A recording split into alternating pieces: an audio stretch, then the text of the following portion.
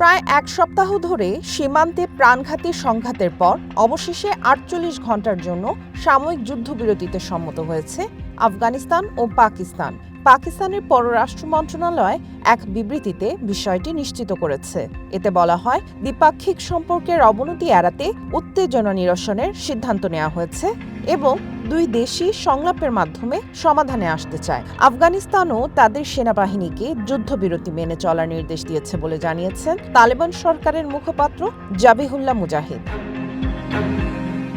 এই যুদ্ধবিরতি কার্যকরের কয়েক ঘণ্টা আগেও আফগানিস্তানের রাজধানী কাবুল এবং কান্দাহার প্রদেশে হামলা চালায় পাকিস্তান বাহিনী। এই হামলায় বহু হতাহতের তথ্য জানিয়েছে আফগান কর্তৃপক্ষ।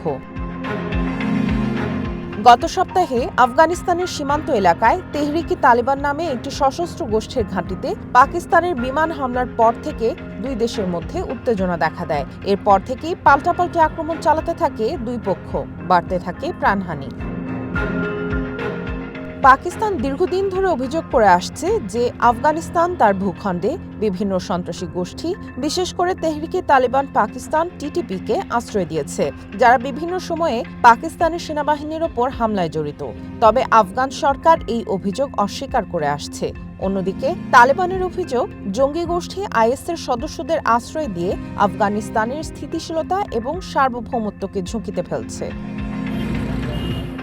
বর্তমানে পাকিস্তানের সাথে সম্পর্ক তলানিতে ঠেকলেও একসময় আফগান তালিবান ছিল পাকিস্তানের কৌশলগত মিত্র। ৯০-এর দশকে পাকিস্তানের প্রত্যক্ষ সহায়তায় আফগানিস্তানের সীমান্তবর্তী এলাকায় জন্ম হয় তালিবানের। পাকিস্তান তাদের রাজনৈতিক স্বীকৃতি, সামরিক এবং লজিস্টিক সহায়তা দেয়। ২০২১ সালে কাবুলের পতনের পর পাকিস্তান আশা করেছিল যে তালিবান একটি বন্ধুত্বপূর্ণ সরকার প্রতিষ্ঠিত করবে, সীমান্তে স্থিতিশীলতা আনবে এবং পাকিস্তানের নিরাপত্তা নিশ্চিত করবে। কিন্তু ইসলামাবাদ সে প্রত্যাশা পূরণ করতে পারেনি তালিবান।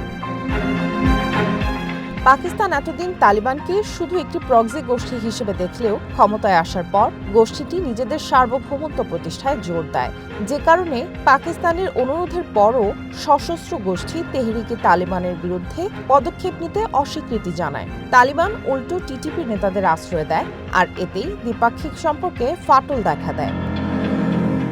একদিকে পাকিস্তান এখন আফগানিস্তানে তার কৌশলগত প্রভাব হারাতে শুরু করেছে, অন্যদিকে দেশটিতে প্রভাব বিস্তারের প্রচেষ্টা চালাচ্ছে রাশিয়া, চায়না, ইরান এবং ভারত। সম্প্রতি ভারতের সঙ্গে তালিবানের কূটনৈতিক সম্পর্ক জোরদারের পদক্ষেপ পাকিস্তানের কৌশলগত অবস্থানকে আরও দুর্বল করেছে। সামিয়া জান্নাহ, ওয়ান ইন্টারন্যাশনাল ডেস্ক।